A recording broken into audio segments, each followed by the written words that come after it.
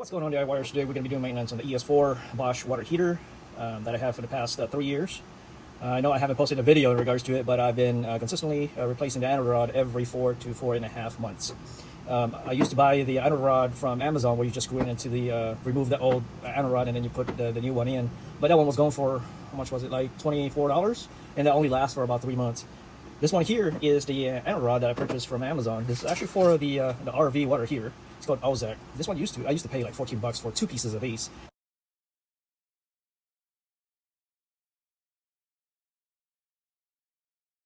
Now it's about $17. But you can cut this in half, and it would last you about 4.5 months. So each rod's about 9 months, so 18 months for what, 14? Let's say $17 now. That's how much it's cost now. So that's not too bad. It's about what, $1 a month. So that's not so bad, since the my water heater is basically on for about 18 hours out of the every day. All right, so now with this piece right here, well, you basically cut this metal piece, right, and then you cut this in half. So this is what you get. After you cut that, what we'll do is, I don't know if you can see here. Let's see. Right here in the middle is a piece of metal right there. This is what we need because we're gonna create a thread on this so that it would screw onto the where you put the anode rod in. This is about 1/2 inch. And then I'm going to use a bandsaw and a hacksaw. I mean, you could use a hacksaw, but it just takes a little bit longer. So what I'll do is I will cut about as close as I can to this piece of metal right here, and then I'll use a hacksaw so that I'm not damaging the steel rod. All right, so let's get... Well, in life, sometimes you win some and then you lose some. So, well, that's what I'm talking about. If you are not very careful, it will cut itself in half. Okay, so I decided to use the hacksaw because I don't want to screw this up. So let's get to it.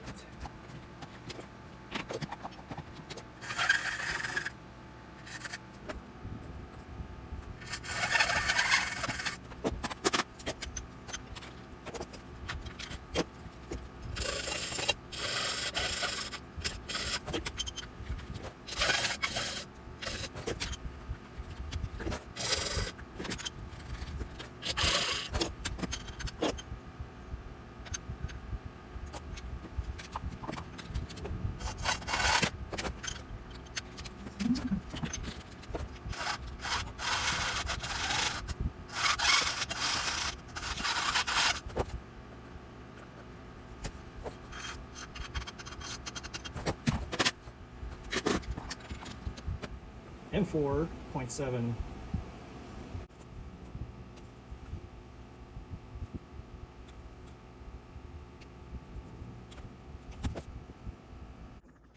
These are the tools you need if you haven't seen my first video. You need a piston wrench, Phillips screwdriver, your anode rod, of course, 10mm socket, and CLR, if just in case the tank has some rust in it.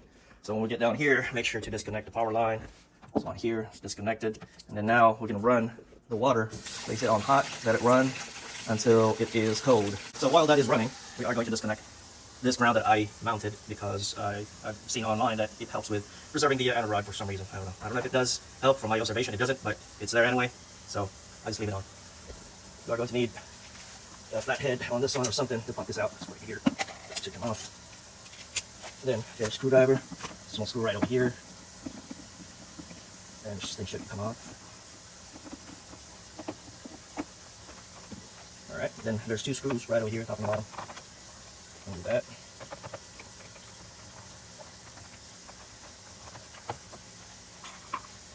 It is mounted right over here, so let's get rid of that. There we go. Now you need a piston wrench to undo this, but first off, undo this. And have a rag ready, just in case there's water that comes out of there. Shouldn't be much.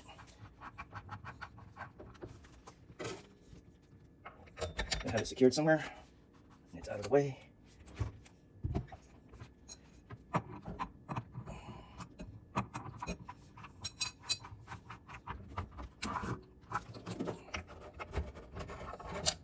I hope I didn't damage anything on this because I waited 5 months on this instead of 4.5 months. So this is fairly heavy.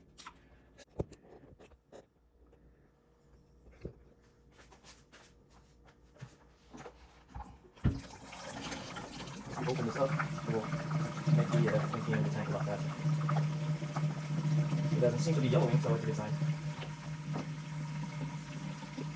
While that's draining, I'll go over here and open this up. You notice that this right here is some kind of a ground, or it might have waited too long in its grounding because it seems to be burning right over here. It wasn't like that before. So I think I waited too long to replace this anode rod. See, it's already a little bit of burn going on there, like a ground. What's happening, which is not good. I waited too long.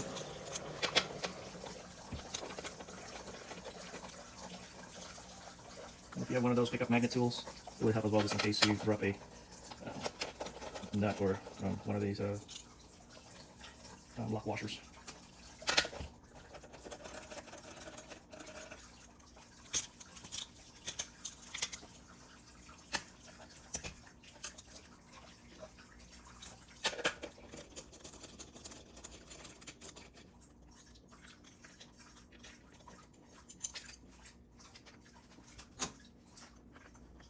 Thermostat comes off.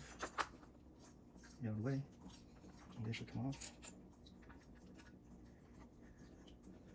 There's a little bit left in there, but I don't know what is creating the ground, since this right here is really not touching the anode rod. But as you can see, there's a slight damage here already, which is not good. I'm gonna have to replace this. Keep an eye on it. Let's see.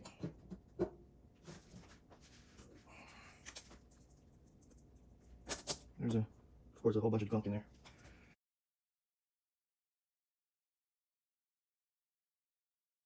All right, so I'm gonna take this outside.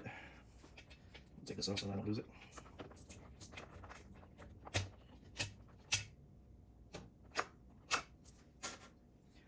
All right, so that basically is, get that out of the way. All right, let's go outside, rinse this out. All right, just have the heater that way, and you'll stick the hose in here, and basically let the water do its job. If you can see, the stuff is in there, but it's quite dirty.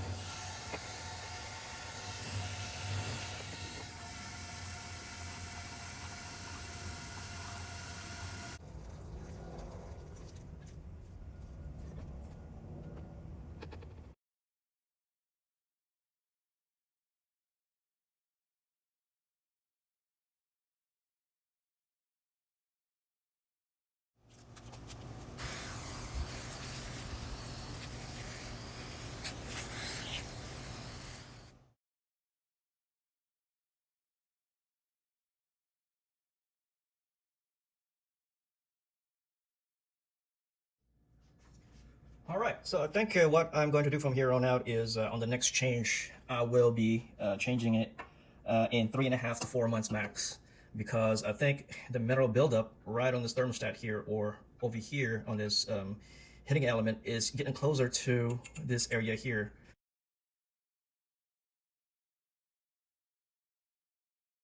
Or to where the anode rod is located, so it's creating a ground. So from now on, I think what I'm gonna do is instead of cutting the anode rod in half, I'm gonna cut it in 3 pieces, so it'll be about this big, and I will have to change it often, so the metal buildup doesn't catch up to any of the parts over here that creates a ground. So all right, let's put this back together.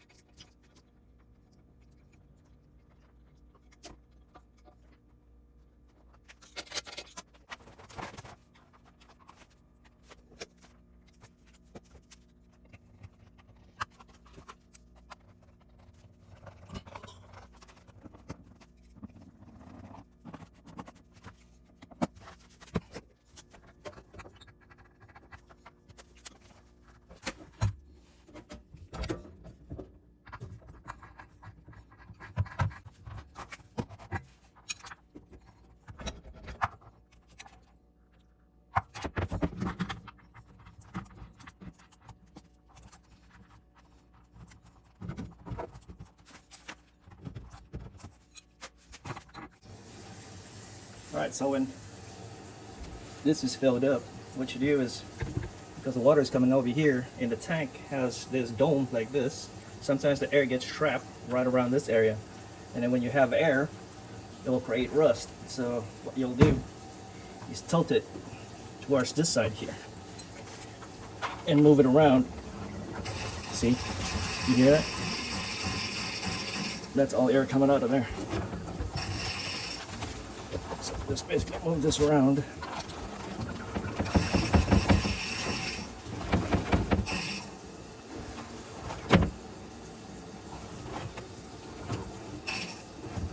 Make sure all the air from the tank is out as much as possible. Okay, that's good.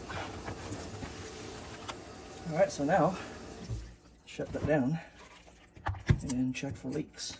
Normally the leaks would be coming out from this area right here. It does have a seal inside of this thing, but if it's not tight enough, see where the water is coming over here a little bit.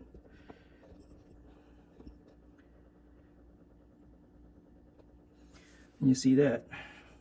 So I wiped it off earlier. Make sure everything, all the water is gone. So did that. Open it a couple times.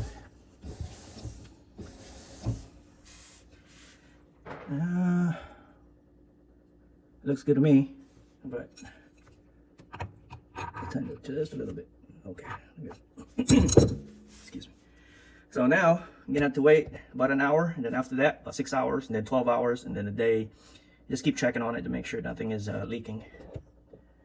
And then that is that. We'll do it again in what, 3.5 months, maybe 3 months. All right, thank you for watching, and I hope this helps. You have a good day out there.